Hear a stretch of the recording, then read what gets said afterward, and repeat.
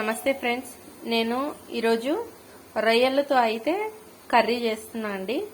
ఇలా ఫస్ట్ అయితే రొయ్యల్ని బాగా కడుక్కోవాలి. ఉప్పు పసుపు వేసి బాగా కడిగిన తర్వాత కొంచెం ఆయిల్ కొంచెం పసుపు వేసి ఆ వాటర్ అన్ని ఇంకేంత వరకు ఫ్రై చేసి పెట్టుకోవాలి.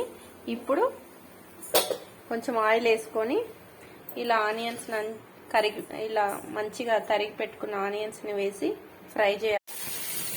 కొంచెం జీలకర్ర, ఒక 2 ఆనియన్స్ అయితే తీసుకున్నా అండి.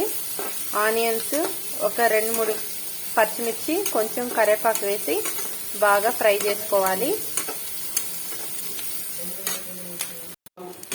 కొంచెం అల్లం వెల్లుల్లి పేస్ట్ కూడా వేసుకోవాలండి.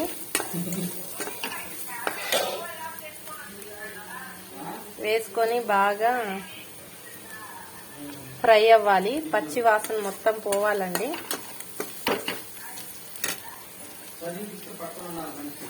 పచ్చి వాసన పోయేదాకా బాగా ఫ్రై చేసుకున్నాక ఒక టమాటాను అయితే వేసుకోవాలి.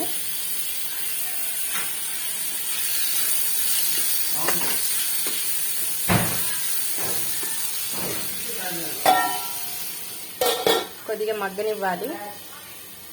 ఇది ఇలా బాగా ఫ్రై అయిన తర్వాత ఒక స్పూన్ అయితే కారము, ఒక స్పూన్ ధనియాల పొడి, కొంచెం గరం మసాలా, కొంచెం పసుపు ఇలా వేసుకొని 1 నిమిషం కలుపుకోవాలండి.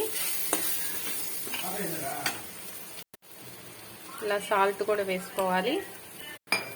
ఇలా రొయ్యలను కూడా వేసుకొని బాగా ఫ్రై చేయాలండి. ఇప్పుడు మనం ఫ్రై కావాలి అంటే ఇలానే కూడా తినొచ్చండి, చాలా టేస్టీగా ఉంటుంది. లేదు మనకి రైస్ లో కావాలి అంటే ఇప్పుడు కొంచెం వాటర్ని వేసుకోవాలి.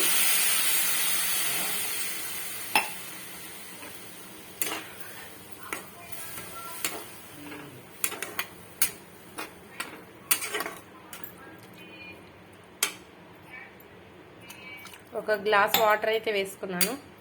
వేసుకొని సిమ్లో పెట్టి బాగా మగ్గనివ్వాలి. చూడండి ఫ్రెండ్స్, దగ్గరకైతే అయిందండి. ఇప్పుడు కొత్తిమీర వేసుకోవాలి. అంతే అండి, టేస్టీగా ఉండే రొయ్యల కర్రీ అయితే రెడీ అయిపోయింది. ఇప్పుడు వేడివేడి అన్నంలో ఇలా రొయ్యల కర్రీ వేసుకొని తింటే టేస్ట్ అయితే సూపర్గా ఉంటుందండి.